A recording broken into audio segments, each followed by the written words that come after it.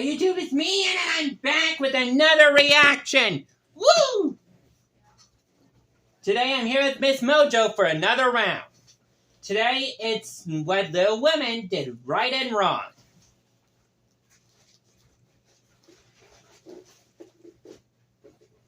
Now, if you remember in my top 6 historically inaccurate movies, this movie made the list.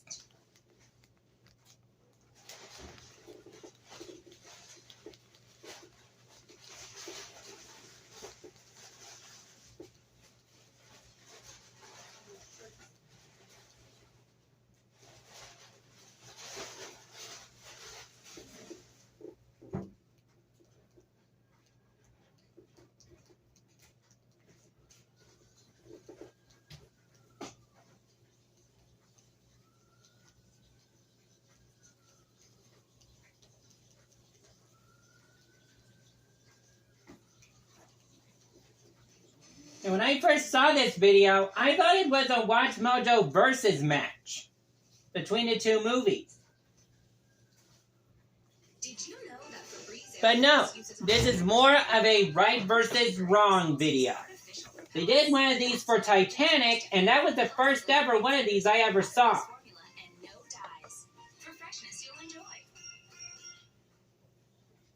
want it the way you want it. Are you understanding what I'm saying to you? You're not going to get every single thing that you want. It's not the end of the world. This is how you start the party. You want this face to believe that? I just want to be free.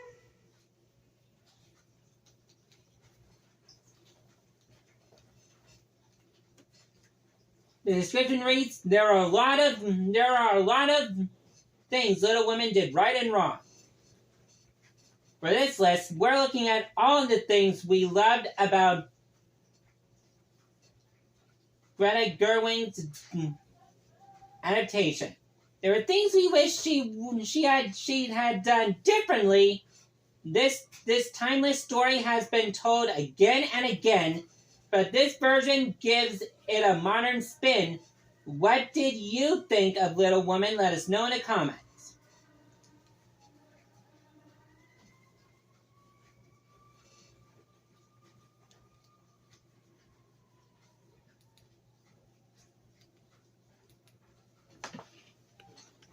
Let's get going in 3, 2, 1, play.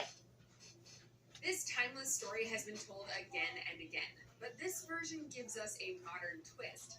Hey guys, it's Phoebe with msmojo. Hey Phoebe. Today we're counting down our picks for the top 10 things Little Women did right and wrong. This movie really is a manifestation of her. Beth's arc. Then Wrong. that's number 9. And No way to keep all of those in order. the book Little Women she'd done differently. Let's get to it. I want to be great or nothing. Number 10, the achronological narrative. Right. The most notable thing that Greta Gerwig did to set her adaptation apart from the ones that came before it was employing an achronological narrative style in her retelling. I tried to keep things together as much as possible, but there was no way with the schedule, we were doing 4 seasons, 10 years, 8 plot lines, and there was no way to keep all of those in order. The book Little Women was actually published in 2 parts, with the second taking place 3 years after the first. The film opens in this later timeline, so we get to see the March sisters as adults before we ever see them as children. Throughout the film, we go back and forth to the girls when they're all young and living at their family home, and to the later part of the narrative when they're mostly grown. To differentiate the 2 time periods, different lighting is used, in warm yellow tones for the earlier scenes, and cool blue tones for the later ones. I wanted childhood to have this golden glow, so we shot with a very specific filter. Number 9, Beth's arc. Wrong. Strength can even be found in weakness. Every time there's a wrong, I'll be doing a buzz. And every time there's a right, you're going to hear a ding. Years ago, we don't think we're spoiling anything when we say that Beth dies. Beth dies. Alright, you're spoiled. Beth is always portrayed as the most saintly good one of the March family, but in the book, our knowledge of her illness and eventual death is doled out slowly with plenty of hope that she could get better. But Gerwig's version of the story opens with the news that Beth is gravely ill, with Joe rushing home from New York to be with her. Because of this, the audience gets a sense that she's doomed from the very start, and it makes it more difficult to connect with her as a character, since her primary characteristic is going to die. I don't mind. I was never like the rest of you, making plans about the great things I do. I never saw myself as anything much. Number 8, the casting. Right. Ding! Let's just first say that Timothée Chalamet and Saoirse Ronan can do no wrong. I scorched my dress, see? There. And Meg told me to keep still so no one would see it. Now that that's out of the way, it's almost impossible to imagine anyone else playing the primary role of Joe after seeing Ronan do it. And they've got ambition, and they've got talent, as well as just beauty. Laura Dern is the perfect Marmee, and utilizing Meryl Streep as the crotchety Aunt March was a stroke of genius. No, no one makes their own way. Not really. Least of all a woman. You'll need to marry well. You are not married, Aunt Well, March. that's because I'm rich. The way the 4 girls interact with one another in a rough and tumble way makes it obvious that the 4 actresses had great chemistry together, and the viewer could almost see the fun they were having. We went to go watch A Star is Born and all cried. Oh my god. Oh. Yeah, we went. We sang Shallow for weeks. Oh, But you made up she over the lyrics you made up. wait, what is the song? I'm in the deep. In the movie, it's made clear that the Marches are poor. Pew for Best Supporting Actress. Number 7, the Marches' economic situation.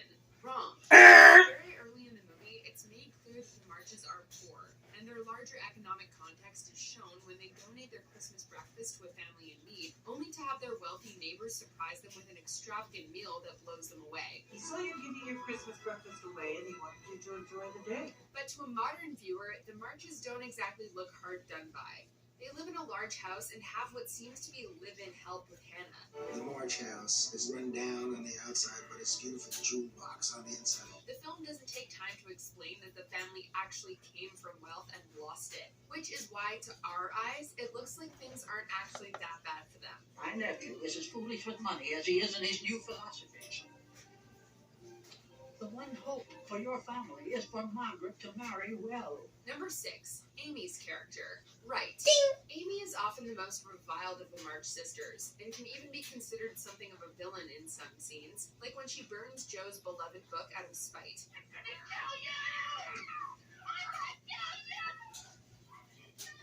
But Gerwig gives Amy much more room to breathe, and expands her character in a way that makes her more likable. The fact that we first meet her when she's older and working on her art in Europe, rather than as a petulant child, definitely helps. This movie might just change people's minds. Yes, it really does help.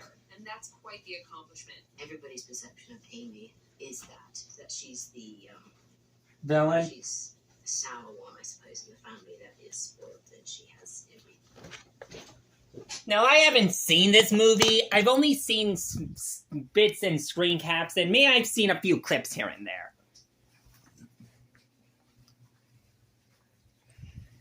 And I saw a few clips from the 1994 film. That's all I've seen. I haven't seen, like, the movie, the 2019 adaptation. I'll put that on my list of things to react to. Maybe if it gets enough votes on a movie poll, I'll do it. Because you know me, I can't just squeeze in a movie I can't squeeze in a movie when I'm a little busy. I'm busy with everything. Well, I won't be busy with Ruby this year because Volume 9 doesn't come out till next year. Wait a minute, I gotta play catch-up. So I am gonna be busy with Ruby this year. Less talking about Ruby, more talking about this. Uh-oh. Nearly fell over. Huh. Phew. Florence Pugh's performance definitely Nearly fell. improvements by making her self-assured and independent. And if I had my own money, which I don't, that money would belong to my husband the moment we got married. And if we had children, they would be his, not mine. They would be his property. So don't sit there and tell me that marriage isn't an economic proposition, because it is. Number 5, adding details of the author's life. Right. Huh? Gerwig said Another right? Thrillist. I thought we were doing right and wrong. There. And how do I What's wrong with this move? What's wrong with this list? Things I wanted to do was It says right and wrong. Alcott. Ugh.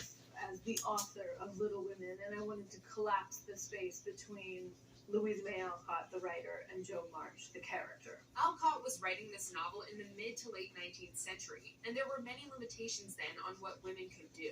And for women at that time, that's the only kind of possibility that you could have had. To marry well and to have a life and to have a safe life was, I mean, far more realistic than, let's say, what Jo did. That's why at the end of the film, which we'll discuss more later, we see Jo arguing with her publisher about how she's going to end her book. This is what happened to the real-life author. She never wanted Jo to get married and have children. She wanted Jo to be a spinster, but she was convinced by her publisher that would not sell. Gerwig also pulled quotes from Alcott's other works for one of the most affecting scenes in the movie, when Jo makes a speech about what women are capable of. I'm so sick of people saying that love is just all a woman is fit for. I'm so sick of it. Number 4, historical context. Wrong. Little Women takes place in the American Civil War, but from Pause! This is why it made on my historical inaccuracies list. It wasn't the 1954 movie. No, that one's historically accurate. It's the 2019 one. I know, I think the director's I think the director was a wee bit entitled. Because the director said, it's a movie and she can do whatever she wants. No! Movies can go wrong like this. Now back to what I was saying before. If you're really trying to push the boundaries of this movie, don't make it inaccurate to history. Because if you make it historically inaccurate, you're going to have a lot of people who are fans of the book at your doorstep, and they'll possibly be holding pitchforks and torches. They'll be ready for a riot.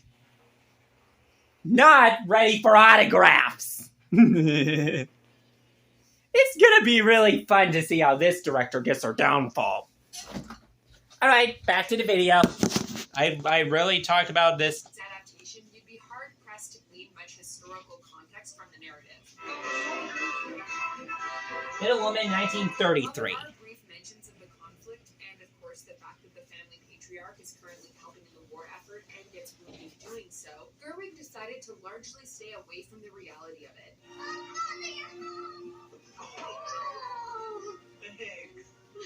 In 2019, she could have given viewers a larger scope of what the world was like, rather than focusing just on the March family, especially considering the fact that slavery was in the process of being abolished in the years that the narrative takes place. A constitution that denies the basic rights of citizenship to women and black people. They just passed the 15th Amendment, Jacob. They can vote. Number 3, the feminist additions. Right. You might be surprised reading Little Women today how many feminist ideas it contains, considering how long ago it was written. Men do not vote because they're good, they vote because they're male. And women should vote not because they are angels and men are animals, but because we are human beings and citizens of this country. And while Louisa May Alcott provided plenty of material for Gerwig to work with, the screenwriter and director made some additions to spell out to the audience the position that women were in the late 19th century. From an era where women literally had nothing. I mean, there's an amazing speech that Greta got me to say during the film, basically where Amy states that she won't own her children and she won't own any money. And if she leaves, everything will go to her husband. Modern viewers might need to understand better why a woman in Amy's position would need to marry for money, and the speech that she gives Laurie is a concise yet expansive explanation of the position that women, even wealthy ones, were in at the time. Number 2, Professor Bear. Wrong. In the book, Professor Bear is described as neither rich nor great, young nor handsome. He's much older than Jo and is German. Friedrich, this is what I write. My apologies if it fails to live up to your high standards.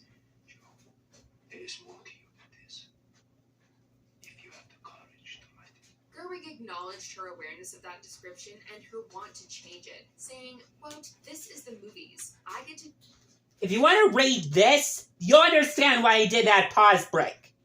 So, if I post this, you can take a while, pause this, read it, and pretty much just don't go angry commenting in the comments. Do what I want. In her film, Professor Bear is played by the undeniably handsome French actor Louis Garrel. While we can see the thought behind making Joe's alternate love interest more appealing, it does somewhat lessen the impact of Joe falling in love with someone who, by all standards, is not a good match for her. I have loved you ever since I've known you, Joe. I couldn't help it. It would be a disaster. It wouldn't be a disaster. We'd be miserable. We are being perfect. In the book, her feelings show the reader that this is what she was looking for all along, despite appearances. Is there nothing I might say to keep you here? I confess that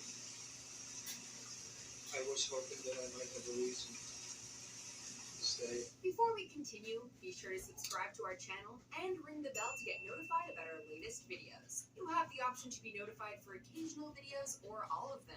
If you're on your phone, make sure you go into your settings and switch on notifications. Number 1, the ending. Right. Ding! The most marked change that Greta Gerwig makes to the story is in the ending. Greta Gerwig. Joe gets engaged. Funny name for a director. Everyone lives happily ever after. I'm never hiring her. We get to see the March family a few years on at the school that Joe opens. But in the movie, Gerwig shows Joe debating with her editor whether her lead character should marry or not, and intersperses this discussion with the happy ending that readers were familiar with. Make it short and spicy. And if the main character is a girl, make sure she's married by the end. Ow, Joe. The reality is, Louisa May Alcott did not marry herself, and never wanted Joe to either. She herself, she never got married, she never had children, she kept writing, and she kept her copyright of her book. This makes viewers question what is real and what is No. not, and adds a contemplative complexity to the narrative. Little Women was definitely my personal favorite movie of 2019. And keep another thing in mind, this was released during the COVID pandemic. So, if you guys have any thoughts on this movie, let me know in the comments. But until then, I'm Ian Lamont. See you guys next time.